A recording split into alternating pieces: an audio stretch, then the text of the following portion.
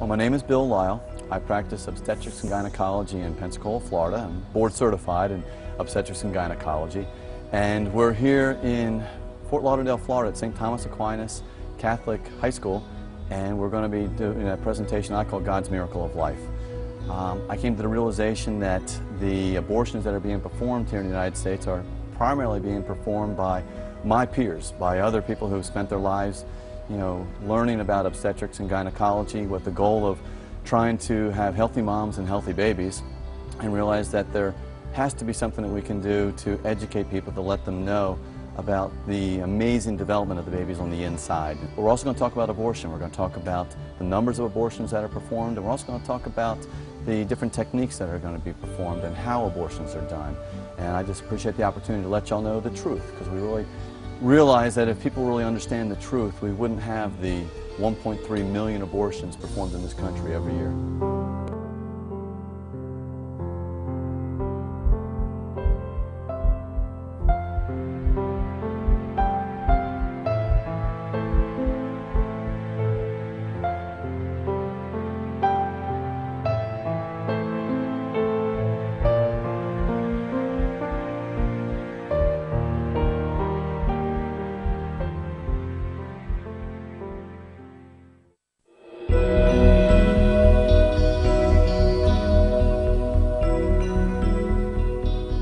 What we're going to be talking about now is how these procedures are actually performed. We've seen the babies on the inside. We've seen how we can do surgeries on these babies to fix them. We know how many times abortions are done in our county and state and in the country.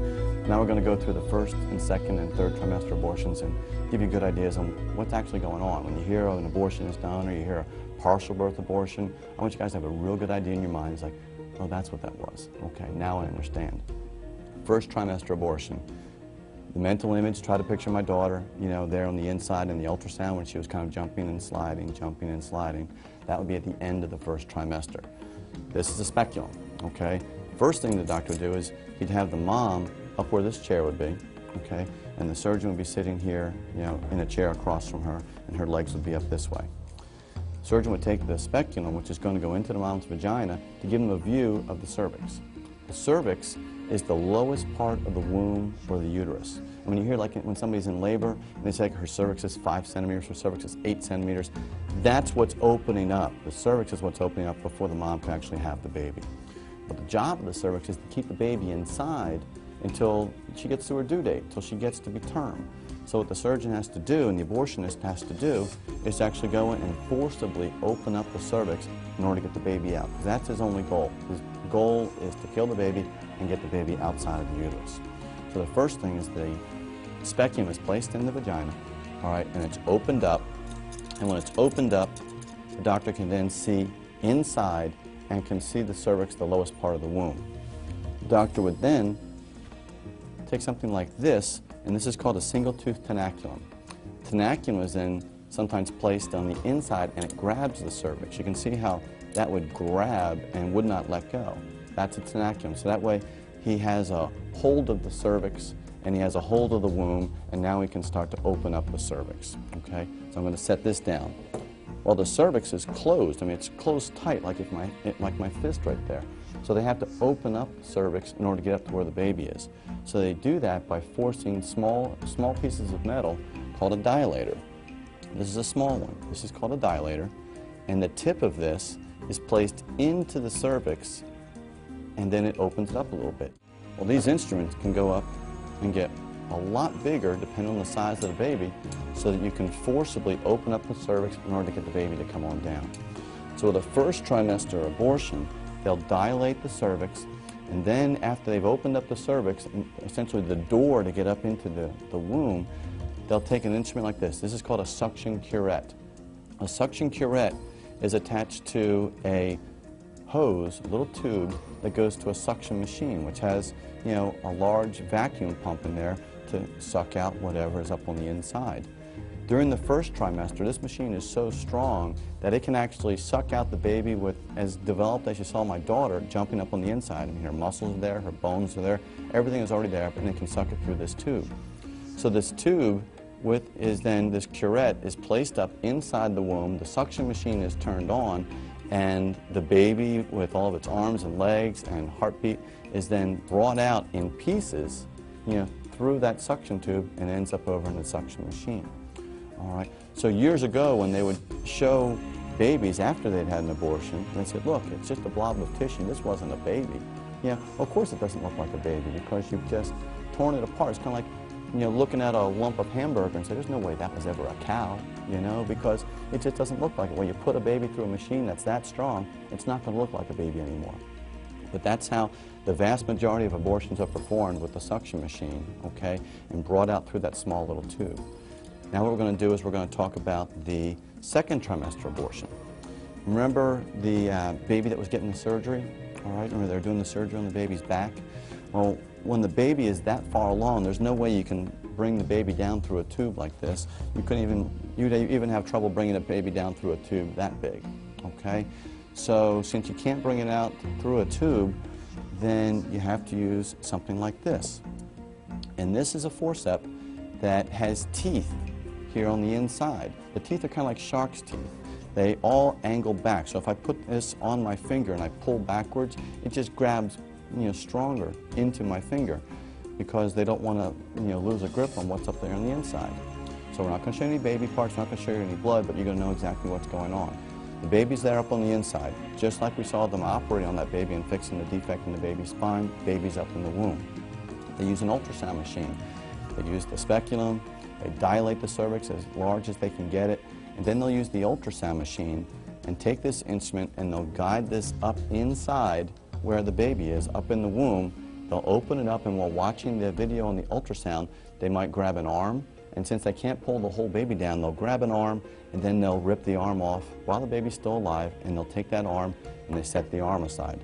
Then they'll reach back up and they'll grab an arm, maybe a leg, but they just keep reaching and grabbing until they've brought all the baby parts down. The abdomen, the chest, the lungs, the ribs. The last thing that's usually up inside is usually the baby's head, the baby's skull, because that's usually the hardest thing. And it's large enough that a lot of times they have difficulty just bringing it down because it's, a round circle. It's just a little bit too big. So they'll actually grab it with this instrument. They'll be able to see it on the ultrasound. They'll grab it and then actually crush it to make it small enough so they can bring it on down. So when you picture, the babies that were getting surgery done, and you see how well developed they were, I mean, to dismember a baby like this is what a second trimester abortion is, okay? And sometimes people will say, well, do the babies feel pain? Absolutely. When we're doing a test called an amniocentesis, where we're putting a needle inside around the fluid around the baby to get some fluid out to do special tests, sometimes when the babies are moving around, they'll bump up against that needle. And as soon as the babies bump up against that needle, their heartbeat goes up. They'll jump back. They'll say, I don't know what's going on over there, but I don't want to be anywhere near that side of the womb, okay? So they do feel pain. If they can react to just a tiny needle, you can imagine how these babies will react when they're having an arm or a leg just taken off. But that's how a second trimester abortion is performed. The next thing we're going to talk about is what's called a partial birth abortion. If we can't get the nation and our legislature to understand what's really going on here, we're never going to have any kind of an impact. Partial birth abortion can be performed at any gestational age, okay? We talked about Roe versus Wade and all the things that came into that. There are so many things that, when you think, you can do this procedure if mom's health is in jeopardy, you think, well, I guess if we don't do this, mom dies, that means her health.